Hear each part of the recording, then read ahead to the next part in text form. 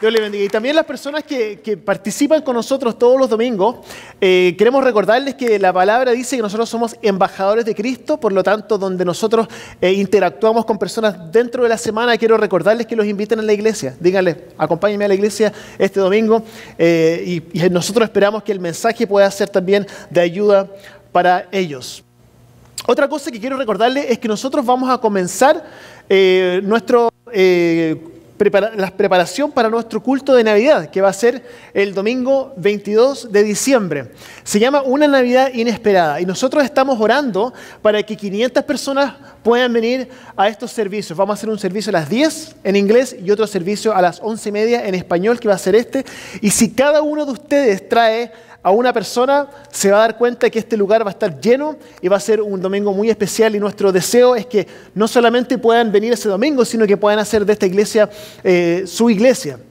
Vamos a predicar un mensaje que va a ser el mensaje de salvación, el evangelio, así que esta es la oportunidad para poder invitarlos. Y también que ustedes puedan saber, algo que probablemente ya saben, es que es muy probable, el domingo de mayor probabilidad de que la persona venga a la iglesia es en Navidad o también en Semana Santa, pero en Navidad por sobre todas las cosas. Así que ya empecemos a pensar en quién vamos a traer, así que ese domingo esperamos que sea una gran bendición para todos. ¿Les parece? Amén, amén. Bueno, Lucas capítulo 22, vamos a comenzar hoy día, este va a ser el texto de hoy. Lucas capítulo 22, este es el momento en que Jesús es traicionado por Pedro. ¿Se acuerdan de esto? Entonces, dice así: prendieron entonces a Jesús y lo llevaron a la casa del sumo sacerdote. Pedro los seguía de lejos. Pero luego, cuando encendieron una fogata en medio del patio y se sentaron alrededor, Pedro se les unió. Una criada lo vio allí sentado a la lumbre, lo miró detenidamente y le dijo: «Este estaba con él». Pero él lo negó. «Muchacha, no lo conozco». Poco después lo vio otro y le afirmó: «Tú también eres uno de ellos». «No, hombre, no lo soy», contestó Pedro. Como una hora más tarde, otro lo acusó: «Seguro que este estaba con él, miren, es Galileo». «Hombre, no sé qué estás hablando», replicó Pedro. En el mismo momento en que dijo eso, cantó el gallo. El Señor se volvió y miró directamente a Pedro, o sea, Cristo lo miró. Entonces Pedro se acordó de lo que el Señor le había dicho, que lo que le dijo: «Hoy mismo, antes de que el gallo cante, me negarás 3 veces». Y saliendo de allí, lloró amargamente. Esta es una de las historias más conocidas de la Biblia. Este es el momento en que Pedro niega a Jesús. Pedro era una de las personas más íntimas que Cristo tenía. Pedro es el que caminó sobre el agua. Pedro es la persona que le dijo a Cristo: «Yo doy mi vida por ti». Pero después de prometer eso frente a todos sus discípulos, cuando Pedro le dice: «Si todos te dejan, yo nunca te dejaré, o aunque tenga que morir, nunca te negaré». Luego de decir eso, Pedro lo niega 3 veces. Pero hay otra historia que se desata en forma paralela a la historia de Pedro, y es la historia de Judas. Judas Iscariote, que era como el malo de la película, el villano de la película, ¿cierto? Porque eran los 2 discípulos de Cristo. Los 2 habían visto los milagros de Cristo, los 2 habían caminado con Cristo, los 2 habían visto todo lo que Jesús hizo, habían escuchado todas las enseñanzas de Cristo. Uno lo negó, el otro también lo negó, pero los desenlaces fueron completamente diferentes. Algunos dicen: bueno, Judas lo negó una vez por 30 piezas de plata, pero Pedro lo negó 3 veces gratis. Y es interesante, porque ambos vivieron lo mismo, pero ambos tuvieron totalmente diferentes desenlaces. Entonces quiero hablar un poco respecto a esto, porque tenemos a Judas por un lado y tenemos a Pedro por otro lado. Los dos han traicionado a Cristo, los dos reciben el peso de la culpa, pero el resultado en el tiempo es que Judas termina cometiendo suicidio y Pedro termina siendo alzado a su propósito y cumple su propósito. Entonces lo que quiero hablar hoy día es un poco respecto a esto. ¿Cuál es la diferencia entre estas dos situaciones? ¿Qué es lo que nosotros podemos aprender en estas dos historias? ¿Cómo se aplica a nuestra vida hoy? En el fondo, ¿qué es lo que nosotros hacemos cuando recibimos el peso de la culpa? ¿Esa culpa nos va a destruir o vamos a poder superar la culpa para poder entrar en el propósito de Cristo? Vamos a orar. Señor Jesús, queremos darte las gracias primeramente por la oportunidad que nos das de poder estar aquí, Señor. Reconocemos que tu presencia está aquí. Reconocemos que tú tienes algo que quieres compartir con nosotros. Quiero orar, Señor, que nuestros corazones estén abiertos a poder escuchar tu voz. Y no solamente escuchar tu voz, sino que alinear nuestra vida a tu voluntad, Señor. Oro, Señor, que tú puedas hacer lo que solamente tú puedes hacer, que es cambiar los corazones. Oro, Señor, que yo pueda ser simplemente un canal de bendición, un canal de tu palabra y que podamos recibir esta palabra y poder aplicarla a nuestras vidas. Oramos esto y te damos las gracias en el nombre de Jesús y todos decimos juntos, amén, amén, Dios le bendiga. Entonces, estamos continuando una serie que se llama Bajo Presión, Bajo Presión. Y toda esta serie está basada en 2 de Corintios, capítulo 4. 2 Corintios, capítulo 4, y en el versículo 8, comenzando, dice así: nos vemos atribulados en todo, pero no abatidos, perplejos, pero no desesperados, perseguidos, pero no abandonados, derribados, pero no destruidos. Entonces, cuando pensamos en esto, quizás nosotros podemos relacionarnos en el sentido de que muchas veces la vida nos presiona, ¿cierto? Y hemos hablado respecto a las diferentes cosas que la Biblia dice respecto a cómo poder liberar estas presiones en nuestra vida. La primera semana hablamos sobre reordenar nuestras prioridades. Luego hablamos respecto a la comparación y el hecho de que la comparación es una trampa. Luego hablamos sobre nuestro propósito. Luego hablamos la semana pasada respecto a juzgar al resto. Y mi oración es que el resultado de todas estas cosas que hemos estado hablando es que tu vida ahora tenga menos presión. Y hoy día vamos a hablar sobre la culpa. Sobre la culpa. Entonces quiero comenzar con una pregunta. ¿Has tenido en tu vida alguna vez un momento bajo? ¿Se entiende lo que estoy diciendo? Un momento en que tú dices, oh, si yo pudiera borrar ese momento en mi vida, ¿lo borraría?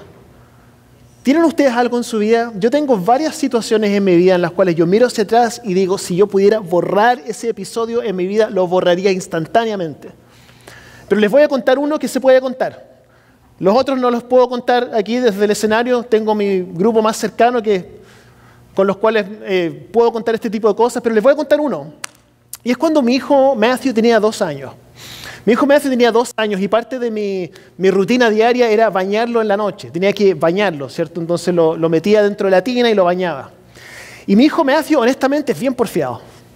Es bien desobediente. Ahora está un poco mejor. De a poco vamos mejorando.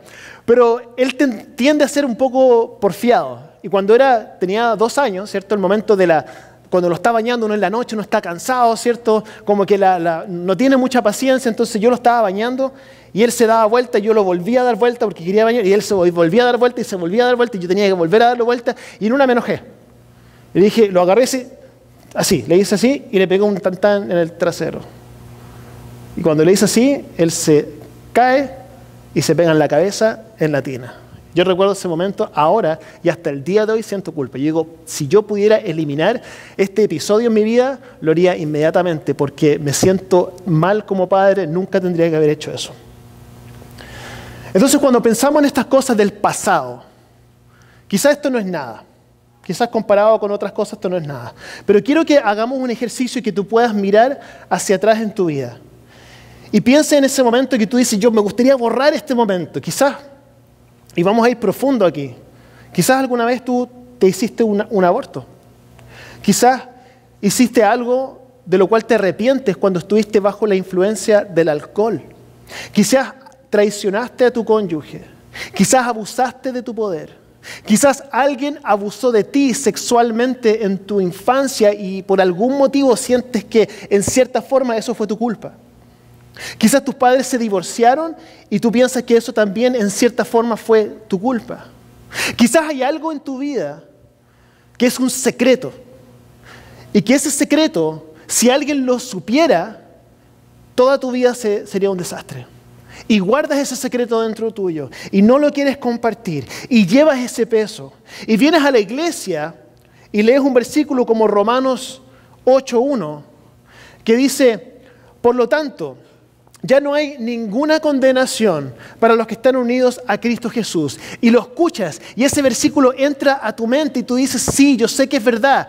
Igual que Juan 8:36, donde dice, así que si el Hijo los libera, serán ustedes verdaderamente libres. Y escuchas ese versículo y lo has escuchado antes y ese versículo entra en tu mente y en tu mente tú entiendes que recibiste el perdón, pero en tu corazón tú dices, eso es imposible.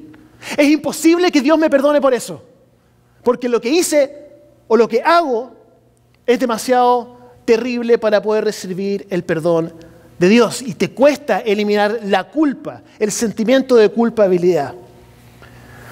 O quizás estás aquí y lo que sientes en tu corazón, la culpa que tú sientes no tiene que ver necesariamente con un hecho en particular, sino que tiene que ver con cómo sientes que Dios te ve a ti. Y esto es algo con lo cual yo lucho. Honestamente, no estoy seguro por qué es así, pero siempre como que asumo de que Dios está como decepcionado de mí. No sé por qué. Como que tiendo a tener una lucha entre lo que la Biblia dice respecto a cómo Dios me ve y cómo yo me siento. Entonces tengo que recordarme constantemente, es casi como si tengo un buen día y no pequé demasiado ese día, es como que Dios está contento conmigo. Pero si hay otro día en que sí cometí varios errores y como que mis pensamientos no estaban bien y como que cometí más pecados, como que Dios en ese momento está más enojado conmigo. Es como que la visión que Dios tiene de mí tiene que ver con cómo yo me comporto frente a Él.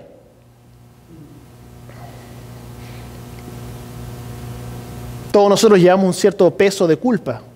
Y quizás vienes a la iglesia y ni siquiera tiene que ver con cómo tú lo procesas en tu mente, tiene que ver con cómo tú lo entiendes en tu corazón. Algunos de ustedes saben que yo crecí en Chile. Fui misionero, hijo de misioneros en Chile. Y nosotros vivíamos en una casa en un cerro arriba.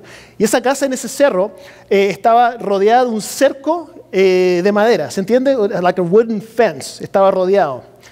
Como de puros 2x4s que estaban pegados, ¿cierto? Entonces, vivíamos en un cerro, entonces los autos subían por la orilla de nuestra casa y algunos autos continuaban, pero esa misma subida daba hacia nuestra casa. Y abajo, cuando llovía, había mucho lodo. Y los autos a veces se quedaban atascados en el lodo. Y nosotros escuchábamos mientras llovía y escuchábamos un auto y decíamos, se quedó un auto atascado. ¿Y cuál es el error que muchos cometen cuando el auto está atascado dentro del lodo?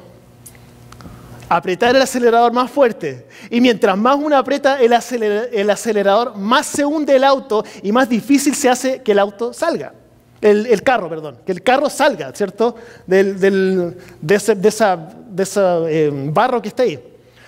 Y la forma de poder sacar un auto no es apretar el acelerador, sino que hay que ponerle algo que haga leverage. Hay que ponerle, normalmente un 2x4 es lo mejor que se puede usar para ponerlo ahí, ¿cierto? Y el auto puede salir. Entonces yo les dije que teníamos un cerco de madera y nuestro cerco de madera siempre lo destruían porque lo sacaban pedazos para poder sacar el auto. Pero eso es material para otro sermón. El punto es que necesitaban eso para poder salir. Y cuando pienso en esa historia, pienso en que el hecho de que todos nosotros tenemos un propósito. Dios nos creó con un propósito. Él tiene algo que Él quiere hacer a través de nosotros. Efesios 2:10 dice esto. Porque somos hechura de Dios, creados en Cristo Jesús para buenas obras, las cuales Dios dispuso de antemano a fin de que las pongamos en práctica.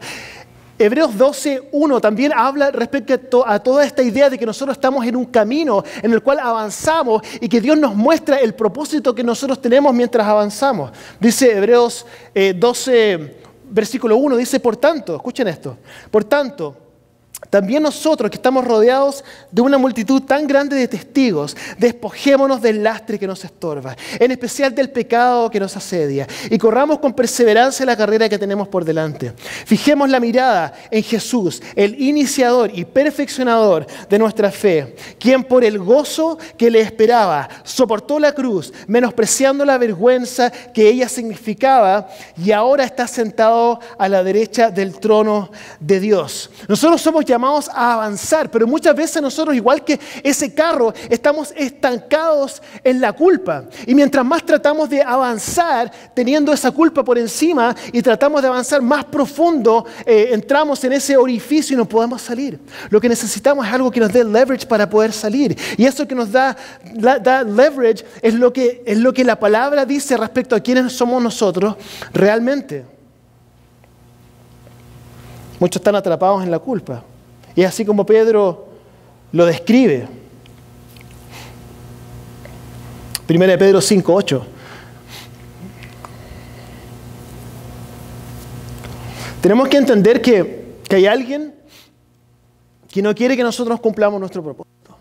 Y que hay un enemigo que es real. La Biblia habla respecto a un enemigo. Y el enemigo quiere mantenernos atrapados sin poder lograr el propósito para el cual Dios nos creó. Y así es como lo describe Pedro, en 1 Pedro 5:8 dice así. Dice, practiquen el dominio propio y manténganse alerta. Su enemigo, el diablo, ronda como león rugiente buscando a quien devorar. ¿Y qué es lo que hace el enemigo? El enemigo hace tres cosas. En Juan 10:10 podemos ver lo que dice.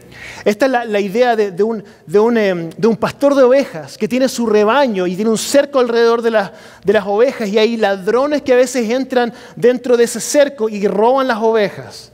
Dice así, el ladrón no viene más que a robar, matar y destruir. Yo, Cristo, he venido para que tengan vida y la tengan en abundancia. Entonces, ¿qué es lo que hace el enemigo? El enemigo roba, mata y destruye. Y lo que en el fondo entonces lo que Dios te quiere entregar, el enemigo te lo quiere robar. La vida que Dios te quiere dar, el enemigo quiere reemplazarlo por muerte. Dios quiere construir tu vida, el enemigo la quiere destruir. Dios te quiere dar libertad y el enemigo lo que quiere es que tú te sumerjas en la culpa para no poder avanzar. Y es interesante que Pedro habla sobre la mente. Habla sobre la mente, dice que tenemos que estar alertas, lo cual también puede ser traducido estar sobrios de mente, estar sobrios de mente. Una de las cosas que me recordaba era que los pastores de ovejas eran conocidos porque eran más o menos buenos para el trago. Entonces ellos no eran muy bien mirados porque a veces se emborrachaban. Y lo que pasaba es que ellos se emborrachaban y tenían su responsabilidad de cuidar las ovejas, y cuando se dormían, ahí es cuando entraba el ladrón y se robaba las ovejas. Y es interesante porque habla sobre estar sobrios de mente. En otras palabras, poder entender realmente lo que está pasando. Y muchas veces lo que sucede es casi como que estuviéramos emborrachados espiritualmente al no poder entender realmente cómo Dios nos ve. Y empezamos a creer lo que el enemigo hace, que es robarnos de nuestro propósito. Una de las cosas que el enemigo nos puede decir es cosas como, por ejemplo, ¿te acuerdas de tu pasado? Dios nunca te va a perdonar por eso. ¿O cómo pudiste hacer eso? ¿Recuerdas lo que hiciste ayer? Y ahora estás en la iglesia alabando a Dios, y lo que hiciste ayer. ¿Recuerdas lo que hiciste la semana pasada? ¿Lo que hiciste el año pasado? ¿Lo que hiciste hace 10 años atrás? ¿Te recuerdas? Y ahora estás aquí haciendo como que Dios es todo para ti.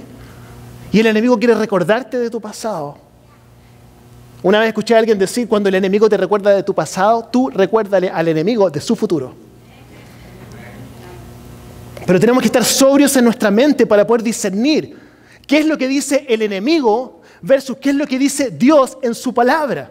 Y es la única forma en que podamos lograr salir del estancamiento. Es cuando sabemos quiénes somos. Y sabemos quién es el enemigo, y que el enemigo es un mentiroso que quiere mantenernos estancados, y que Dios tiene cosas que decirnos respecto a nuestra verdadera identidad que nos va a hacer que podamos lograr salir para poder avanzar.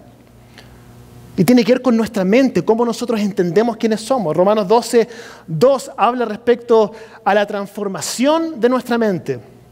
Romanos 12:2 dice así, dice, no se amolden no se amolden al mundo actual, sino sean transformados mediante la renovación de su mente. ¿Y qué es lo que pasa cuando renovamos nuestra mente? Podemos comprobar cuál es la voluntad de Dios, buena, agradable y perfecta. Entonces la renovación de nuestra mente, ser sobrios de mente, ¿qué es lo que significa? Significa vernos a nosotros mismos como Dios nos ve.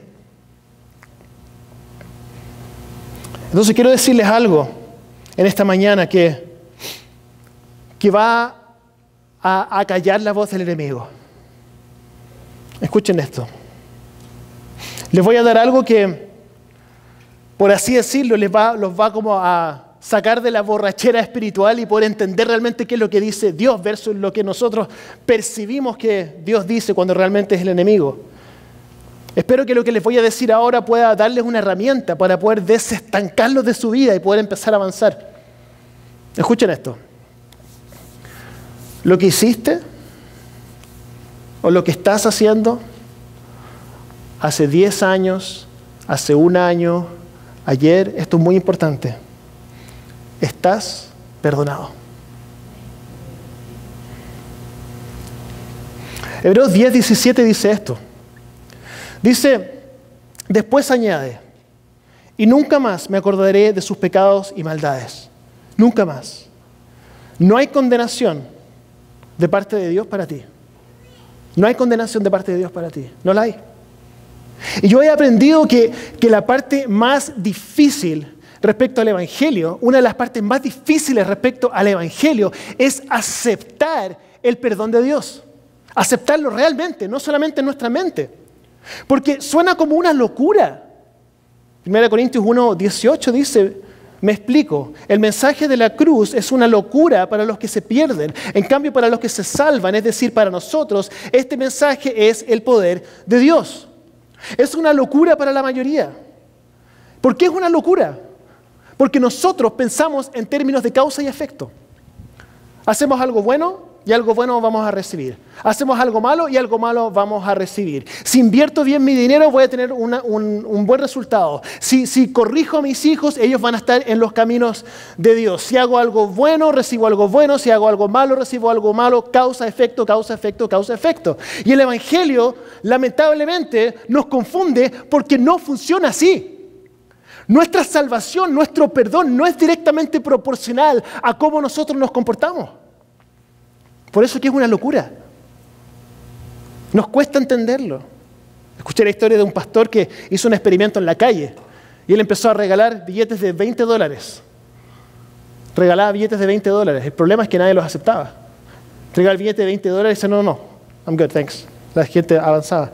Trataba de entregarlo, nadie quería recibirlo. ¿Por qué? Por la desconfianza. Porque no hay nada gratis en la vida. Tiene que haber alguna cosa que él quiere lograr o debe ser un billete falso, no creo. No entregó ningún billete, solamente uno, a una niña de 8 años. Y ese niño lo aceptó, $20, y se fue. Y luego se encontró con su madre. Su madre dijo, no, eso tú tienes que devolverlo. Y ella fue y lo devolvió. ¿Saben lo que pienso cuando pienso en esa historia? Pienso que Cristo dice que tenemos que ser como niños para entrar en el reino de los cielos. Porque claro que es una locura, claro que no tiene sentido, porque es totalmente fuera de proporción la salvación que nosotros recibimos versus cómo nosotros nos comportamos. Es tan importante entender esto. Juan 3:16, un versículo muy conocido, muy conocido. Porque tanto amó Dios al mundo, que dio a su Hijo unigénito, para que todo el que cree en Él no se pierda, sino que tenga vida eterna. Todo el que cree en Él. Romanos 8:1 dice así. Dice, por lo tanto, ya no hay ninguna condenación para los que están unidos a Cristo Jesús.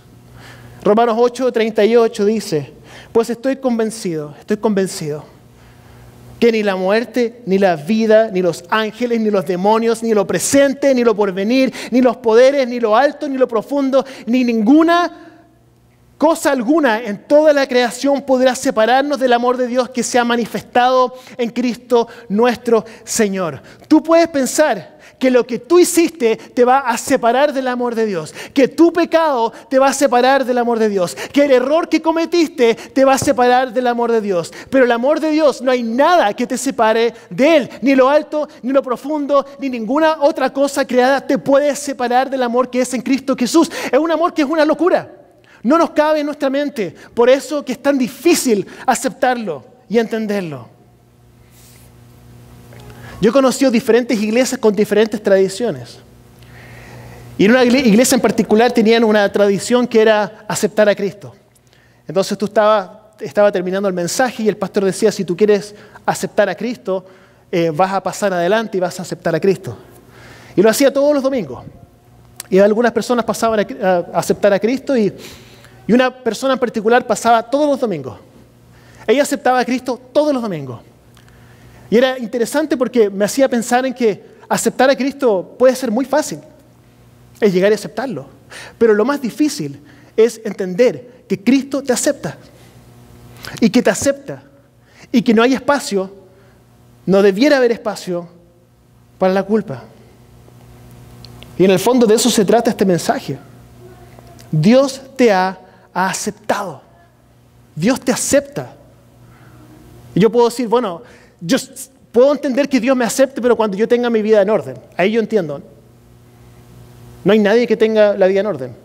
Y el que tenga la vida en orden tiene un pecado que es más grande, que lo hablamos la semana pasada, que es el orgullo, que es la raíz de todos los pecados. Nosotros somos mucho más parecidos de lo que queremos reconocer muchas veces. Cristo no está esperando una mejor versión de ti para poder aceptarte. Él te acepta ahora, con tus defectos y con tus virtudes. Por eso que Efesios 1:4 dice así. Dice, Dios nos escogió en Él antes de la creación del mundo para que seamos santos y sin mancha delante de Él en amor. Dios nos ve a nosotros sin mancha, no por nada que hayamos hecho o que hayamos dejado de hacer, sino que a través del sacrificio de Cristo, Dios nos ve a través de Cristo y nos ve a nosotros sin mancha, no porque nosotros no tengamos mancha, sino que porque Cristo no tiene mancha y a través de Cristo Él nos ve perfectos y aceptables ante Él. Fue el precio que Cristo pagó en la cruz. Juan 19:30 dice así. Este es el momento en que Cristo está entregando su vida. Son sus últimos momentos. Dice, al probar Jesús el vinagre, dijo, todo se ha cumplido. ¿Qué es lo que dice? Todo se ha cumplido. Luego inclinó la cabeza y entregó el Espíritu. ¿Qué es lo que dice? Todo se ha cumplido. Todo se ha cumplido. Todo se ha cumplido. ¿Qué es lo que significa eso? Significa que el objetivo que Cristo tenía que cumplir en la tierra se cumplió. ¿Y cuál fue ese objetivo? ¿Cuál fue su propósito? Lo encontramos en Juan 3:17. Dice así, Dios no envió a su Hijo al mundo para condenar al mundo, sino para salvarlo por medio de Él. Entonces Él vino para salvar al mundo, lo cual es lo opuesto a condenar. Cristo cumplió su propósito. Entonces cuando Él está en la cruz y dice todo se ha cumplido, significa que los pecados de antes, de ahora y del futuro están todos cubiertos no por algo que tú hiciste o dejaste de hacer, sino por algo que Cristo hizo. Y en el momento en que nosotros no aceptamos este perdón, lo que estamos diciendo es que Cristo es mentiroso, porque cuando dijo que todo se ha cumplido, quizás tendría que haber dicho, bueno, casi todo se cumplió, excepto por el pecado que todos ya saben. Hermanos y hermanas, Cristo nunca deja nada incompleto. Él cumplió su propósito.